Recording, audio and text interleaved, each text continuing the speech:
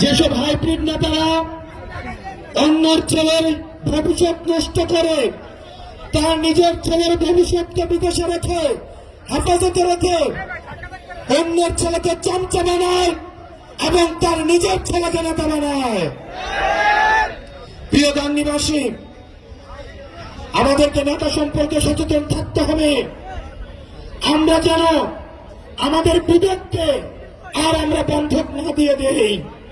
কোন মার্কার কাছে, কোন ব্যক্তির কাছে আমাদের বিবেক যেন আর বন্ধক না থাকে। আমরা নেতৃত্ব নির্বাচন করব যোগ্যতা দেখে, কে কত বেশি জনপ্রিয়, জনগণের কাছে যাচ্ছে, জনগণের ভাষা বুঝে, জনগণের সমস্যা বুঝে, কতটা বাংলাদেশকে ধারণ করে, কতটা আপনাদেরকে ধারণ করে, আমরা তাদেরকেই নেতা নির্বাচন করব।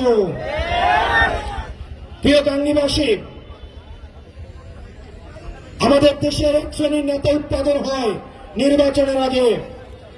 তারা ঢাকা থেকে বস্তায় বস্তায় টাকা নিয়ে এলাকায় ঢুকে, তারা নির্বাচনের আগের রাতে তারা পুলিং এজেন্ট কিনে নেয়, এলাকার ওসিকে কিনে নেয়, এসপি কে কিনে নেয়। আমাদের এলাকায় ছিল না এরকম? গাংনীতে ছিল না? বাংলাদেশে ছিল না? প্রিয় গাংনীবাসী, সময় এসেছে সচেতন হওয়ার। আপনারা যদি সচেতন না হন, যেই নেতা টাকা নিয়ে আসবে নির্বাচনের আগের রাতে, মনে রাখবেন সে আপনাকে একদিন টাকা দিবে আর 5 বছর আপনার গোলামি করাবে।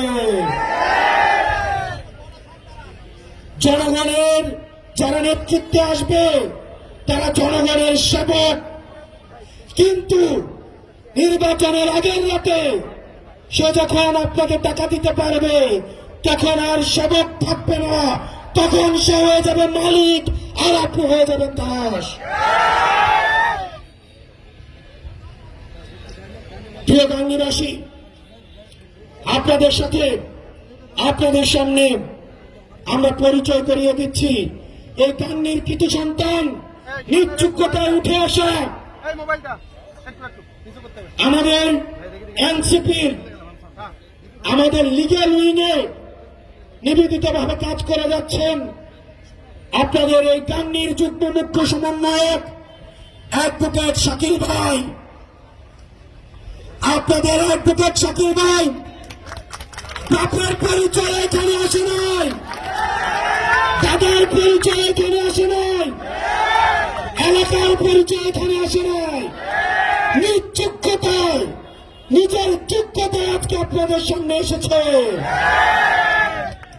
প্রিয় গাংনীবাসী এবং গাংনীর যারা মুরব্বী রয়েছেন, কিছুক্ষণ পরে নামাজে যাবেন, দাড়ি পাকাওয়ালা মুরব্বীরা যারা রয়েছেন, আপনাদের কাছে অনুরোধ করব, আর বাংলাদেশটা অযোগ্য নেতাদের হাতে তুলে দিয়েন না, আর গমচোরদের হাতে তুলে দিয়েন না। রাস্তার টাকা মেরে যারা বিদেশে হজ করতে যায় তাদের হাতে তুলে দিয়েন না। আমরা চাই যোগ্য, সৎ এবং বাংলাদেশকে যারা ধারণ করে আপনারা তাদের হাতে তুলে দিবেন। আমরা আপনাদের কাছে এনসিপির বার্তা নিয়ে এসেছি। এনসিপি বাংলাদেশ পন্থী দল। আমরা জনগণে বিশ্বাস করি, আমরা বিশ্বাস করি ক্ষমতার উৎস দিল্লি নয়, ক্ষমতার উৎস বসুন্ধরা নয়, ক্ষমতার উৎস আসালাম নয়, ক্ষমতার উৎস কোন ব্যবসায়ী নয়, ক্ষমতার উৎস কেবলমাত্র জনগণ। জনগণ যদি পাশে থাকে তাইলে দিল্লি পালাইতে হয় না, লন্ডন থাকতে হয় না। জনগণ যদি সাথে থাকে তাহলে এই 56,000 বর্গ মাইলে জন্ম এবং মৃত্যু এই বর্গ মাইলে।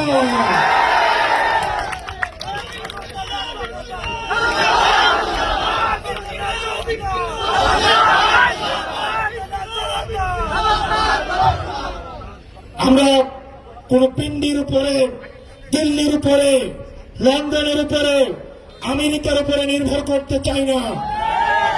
আমরা কোন ব্যবসায়ী থেকে আমাদের মগজ, আমাদের রাজনীতি কোন ব্যবসায়ীর কাছে আমরা বর্গা দেয়নি। আমরা জনগণ থেকে অর্থ সংগ্রহ করব, আপনাদের থেকে 10 টাকা, 20 টাকা, 100 টাকা আপনাদের থেকে আমরা অর্থ সংগ্রহ করে, জনগণ থেকে অর্থ সংগ্রহ করে আমরা জনগণের জন্য রাজনীতি করব। যখন রাজনীতিবিদরা ব্যবসায়ীদেরকে তাদের রাজনীতি বন্ধক দেয়, তখন ব্যবসায়ীদের মতো করে পলিসি নির্ধারণ করতে হয়। তখন তাদের নোটবুকে, তখন তাদের নীতি নির্ধারণীতে আর জনগণ থাকে না, শুধু থাকে বসুন্ধরা, ভূমিখুকিও, দর্শনকারী এবং এসালাম, যারা জনগণের টাকা দিয়ে সিঙ্গাপুরে এখন আমাদের দুঃখ বিলাসের জীবনযাপন করছে। প্রিয় গাংনীবাসী, আমাদের এই তরুণ প্রজন্ম, আমরা সত্য বলতে ভয় পাই না। কারণ আমাদের কোন ব্যবসা নাই, যে ব্যবসাটা আমাদের হচ্ছে কোন ব্যবসায়িক কোন যারা অলিগার্ক শ্রেণী আছে তাদের কাছে আমরা বন্ধক দিয়ে রেখেছি। আমরা তরুণ প্রজন্ম, আমরা বিশ্বাস করি হয় সাদা না হয় কালো, সাদা এবং কালোর মাঝে কিছু নাই, যেটাকে আমাদের আগের প্রজন্ম রাজনীতি বলে জানে।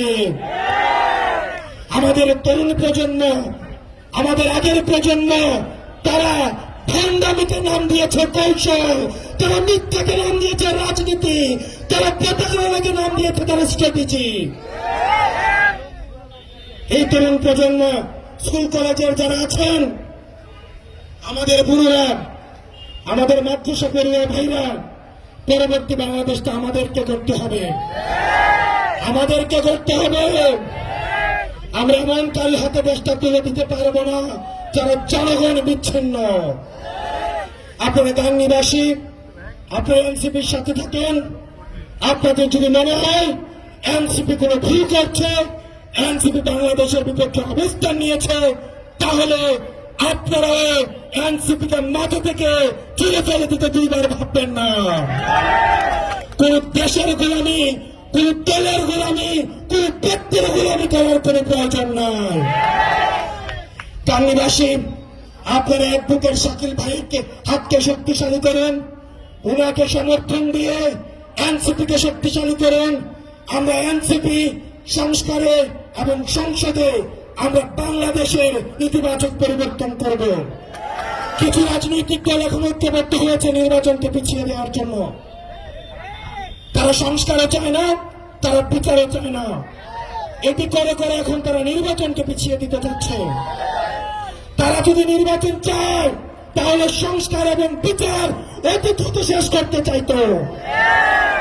সেজন্য আমাদের দ্রুততম সময়ের মধ্যে এই অন্তর্বর্তীকালীন সরকার, আপনারা আর পিলু পাস করবেন না, আপনারা হাইকোর্ট দেখাবেন না।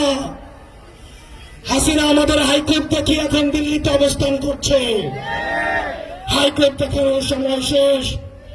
আপনারা বিচার নিশ্চিত করুন এবং গণতান্ত্রিক উত্তরণের জন্য, যথাযথ নির্বাচনী পরিবেশের জন্য আপনারা আমাদের প্রতিষ্ঠানগুলিতে সংস্কার করুন, নির্বাচন ব্যবস্থাকে সংস্কার করুন।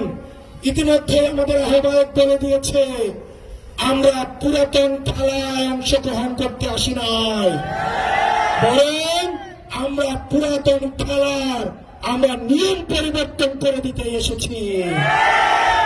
সুতরাং আপনারা নিয়ম পরিবর্তন করে আমাদের সামনে উপস্থাপন করুন যে আপনারা খেলার জন্য কি কি নতুন নিয়ম নিয়ে এসছেন, যাতে করে আমরা নতুন খেলার, আমরা নতুন নিয়মে সবাই মিলে আমরা অংশগ্রহণ করতে পারি।